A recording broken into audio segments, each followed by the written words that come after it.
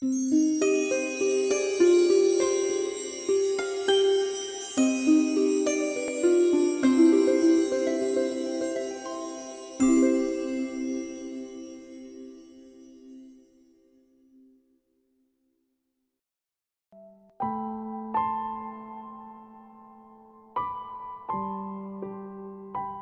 میکنم کار بزرگ و کوچیک هیچ فرق نداره، فقط بیانه. آدم بیان بکنه، خودشو خالی بکنه.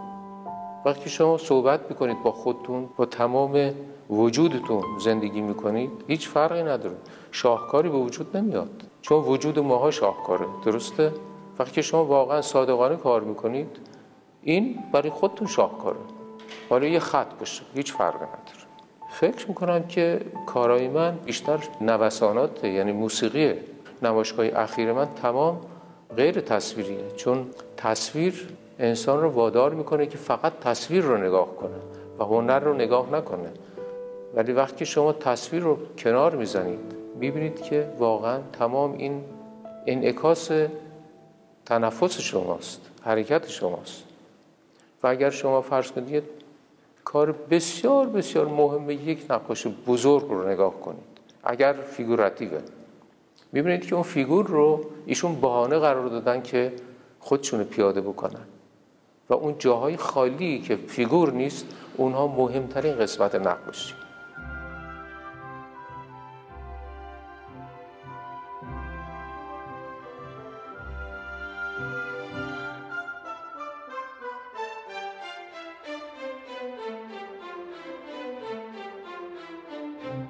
در کار هنری انتخاب اصلا معنی نداره، برای که من کار سفارشی نمی کنم که انتخاب بکنم یا برای من دیکته بکنم. به همین خاطر شما اگر روند کار من از نوجوانی تا حالا نگاه بکنید، مدام در تغییر، مدام برای که هر جا که میرم زندگی اون قسمت، اون محیط تأثیر میگذاره. من در یک قالب بخصوص یا در یک مسیر بازار قرار نگرفتم که به خاطر اون بازار کار بکنم. کارهایی که من در 16 سالگی ساختم تا حالا، میبینید که کار معلومه مال کی هست.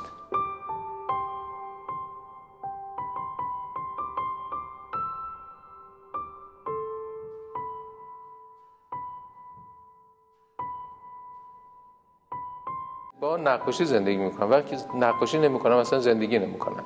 و شما میگید که چطور میشه که کار میکنید؟ ببینید اولین خطی که کشته میشه دومین، سومین، چهارمین و بعد همینطور ادامه میده. وقتی که من شروع میکنم به کار، دیگه کار ادامه پیدا میکنه. مثل رودخانه است، جاری است، دیگه توقف نداره. گاهی اتفاق میفته صبح شروع میکنم به کار، چند تا نمیدونم بادوم و خرما و اینا روی میزه، گاهی رجوع میکنم به اونها، بازم برمیگردم و میبینم 8 ساعت دارم کار میکنم و اصلا یادم رفته که خوراک چی. اون انگیزه‌ای که هست، این انگیزه همیشه هست، وقتشو ندارم. میدونید به قدری گرفتاری‌های زندگی روزمره زیاده در هر جا که اگر واقعا من میتونستم خودم رو کاملا زندانی بکنم که خوشبخت‌ترین آدم بودم. ولی میدونید که نمیخوام زندگی به اصطلاح خصوصی خودم رو بیان بکنم و بگم که واقعا چقدر من در گرفتاری‌های مختلف میدونید زندگی میکنم.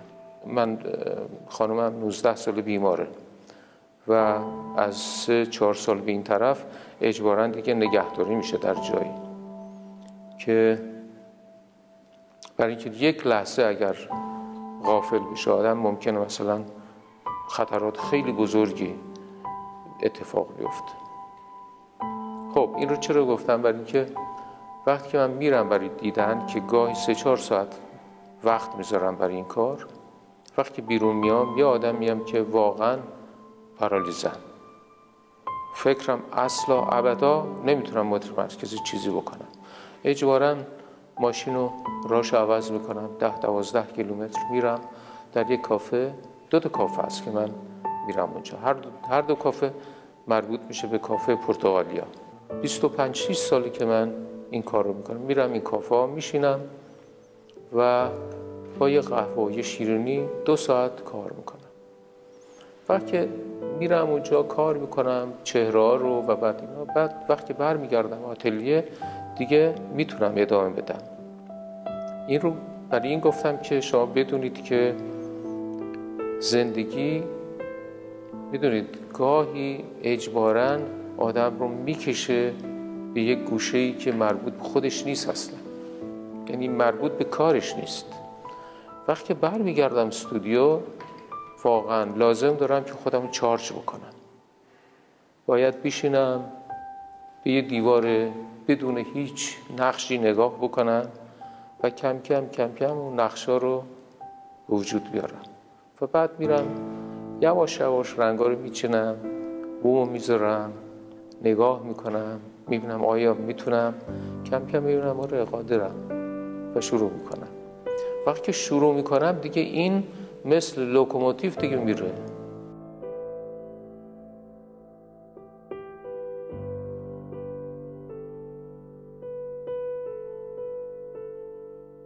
دو تا پسر دارم که کوچیکه انیمیتر تقریبا جهانیه. به من میگه بابا تو آخه اقیانوسه این کاری که میبینی، تو اقیانوس هستی، چطور اینا رو این کار میکنی؟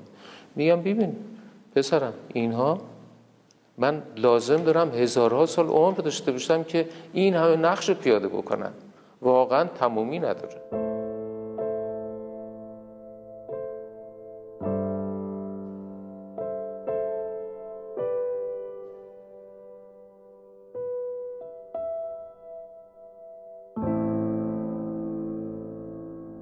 یعنی یک نوع مدیتیشنه، راه میرم و در راه رفتن چیزایی گرفته میشه، من نمیگیرم، گرفته میشه که بعد اینها بیان میشه، یعنی 1 میلیاردم اینها بیان میشه. چون مثل چرخ دوچرخه یا چرخ اتومبیل که مدام میچرخه، هی میگیره رها میکنه، ولی به هر حال چیزایی میمونه اون تو. یعنی که واقعا زندگی شاهکار و زندگی رو اونقدر دوست دارم که حد ندارم، برای که هر لحظهش از عسل هم شیرین تره در تمام گرفتاری‌ها. فرض کنید من 2 روز مونده به سفرم، دستم روی یخ سر خوردم و بعد فقط دستم رو حائل کردم و 1 روز با همین دست شکسته رانندگی هم کردم، متوجه نبودم شکسته است. نقاشی هم کردم، میدونید. بعد شب پسر بزرگم دید ورم کرده، فوری منو برد بیمارستان. باور کنید در بیمارستان تا 3 نصف شب هم اونجا بودیم، گچ گرفتن، اینا صبحش باز کردن که من شبش باید حرکت میکردم، هیچ خم به ابرو نیاوردم ناله بکنم یا شکایت بکنم. حس کردم لازم بود این اتفاق بیفته و واقعا این 3-4 هفته‌ای که این دستم که زبون منه کار نمیکنه، بازم فکر میکنم ممکنه این لازم بود که من بتونم با انرژی بیشتر کار کنم. هیچ چیزی نیست که مثلا مثبت نباشه برای من، واقعا همه چیز مثبت. هر اتفاقی میفته فکر کنم باید میفته.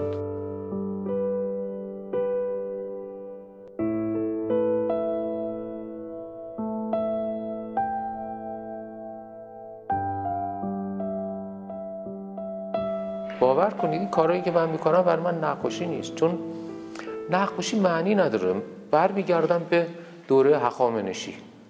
باور کنید یه المان که روی کاسه است، شما برید موزه ایران باستان، یه کاسه است، یه المان، یه نقشه، اون نقاشیه.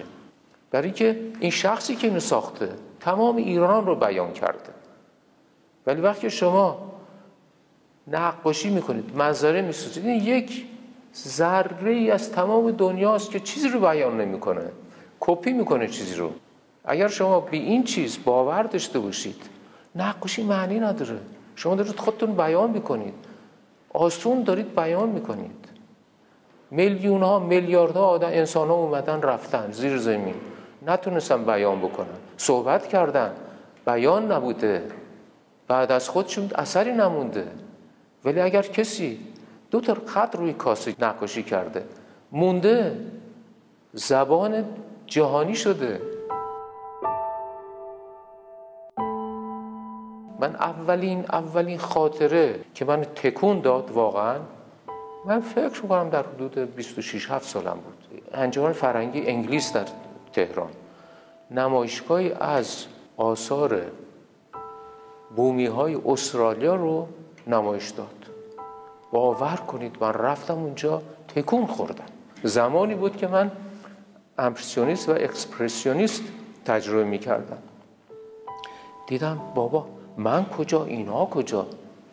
آدمایی که بومی هن. من زبونشو بلد نیستم، زبون گفتاری رو. دیدم اینها کارایی میکنن که من اصلا به گردش نمیرسم. کارا چی بود؟ فرض کنید ماهی رو ظاهرش رو نساخته بودن، اون استخوان‌ها رو ساخته بودن. انسان‌ها رو اسکلتشون ساخته بودن، نه اون پوست و عصب و این چیزا رو، یعنی خالی از تمام این پوشش‌ها. و وقتی من فکر میکنم چقدر از لحاظ فلسفه جالبه که من شما رو خالی از بزک نگاه بکنم.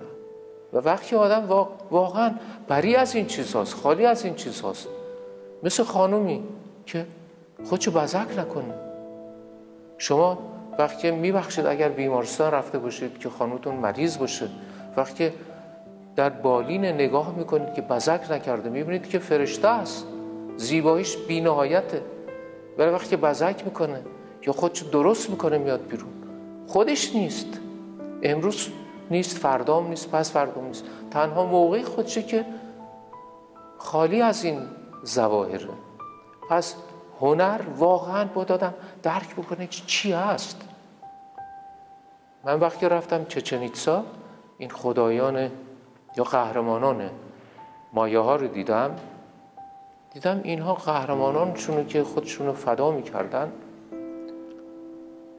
برای که مردم بیان قهرمانانشون رو ببینن، این جمجمه های اینها رو بزرگ ساخته بودن و بعد صدها روی دیوار بود. این شاهکاره که انسان رو با این عصب و با این حرکت های میدونید چشم و اینا دیده نشه، که دروغ نگن، فقط اون چیز جامده که این اسکلت با اون اسکلت، این جمجمه با اون جمجمه چقدر فرق داره. و اینا برای من خیلی جالبه.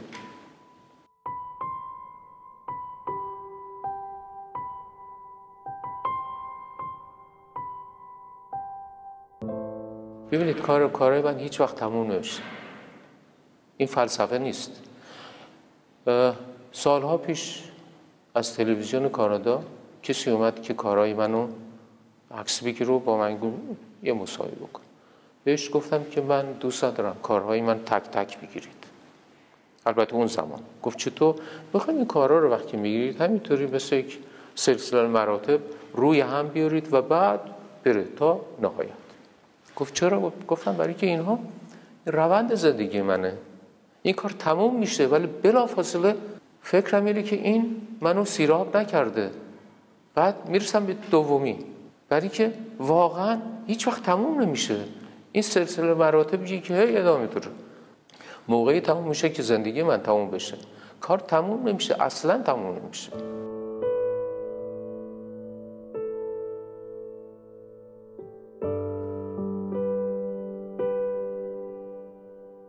گاهی خیلی وسواس دارم. حالا قبلا نداشتم. این کارهایی که میبینید این وسواس نبود. انرژیم بیشتر بود، جوان بودم، سریعتر بودم و بعد بیتاب بودم. حالا تعمق میکنم، مکس میکنم، بعد میبینم نه اینجا بازم باید کار بشه. بعد 2-3 روز کار نمیکنم، قادر نیستم، کارهای دیگه میکنم، طراحی میکنم، ولی اون کارو نگه میدارم، میرم میام. گاهی برمیگردونم کار رو که نبینم، 1 هفته نمیبینم، بعد مجددا میبینم، میگم بابا ولم کن، بذار کار بکنم. میدونید، بذار باهات صحبت بکنم.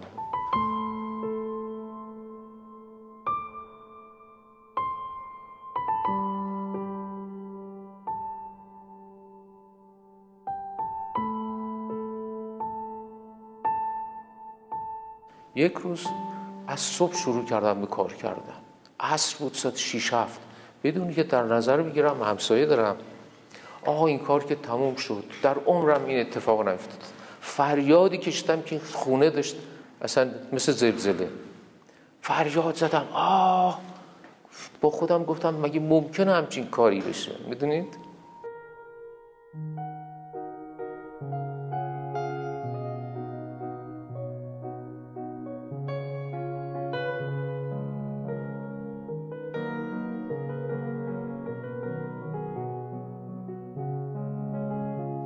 نقاشی میشناسم که حالا نیست، رابرت مادرول، نقاش بدامی که مثلا 20 میلیون دلار کارش فروش میره. این در گذشته در جوان یه المان از ماتیس گرفته، این رو اگراندیسمان کرده. البته کارش فوق العاده است، خیلی خوب، ولی 20-25 سال تکرار کرده. حتما لازم بوده که این بازارش حفظ بکنه، چون پول هنگفتیه، زندگیش پوستش براق‌تر میشه.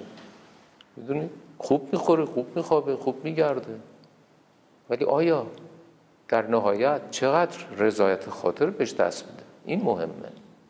زندگی پر از تلاطمه. چطور من میتونم برم بگم که این نقطه فرض کنید خاطره است؟ خاطره ها رو میتونم بگم که خاطره های مختلفه و اونها اصلا قابل بیان نیست، چون تمام این خاطره ها تبدیل شده به نقاشی. و چون زبان من این نیست که من دارم صحبت کنم، واقعا زبان من این دستای منه. میلیون ها میلیاردها تصویر در خاطرم هست، ولی اینها میاد و بعد تبدیل میشه به یک ضمیر ناخودآگاه. اگر آگاهانه نیست، من آگاهانه هیچ وقت نمیتونم بیان کنم که چه اتفاقاتی افتاده. اتفاقات واقعا مبهمه و چقدر دوست دارم که مبهمه، میدونید، چون کار من حالا مبهمه.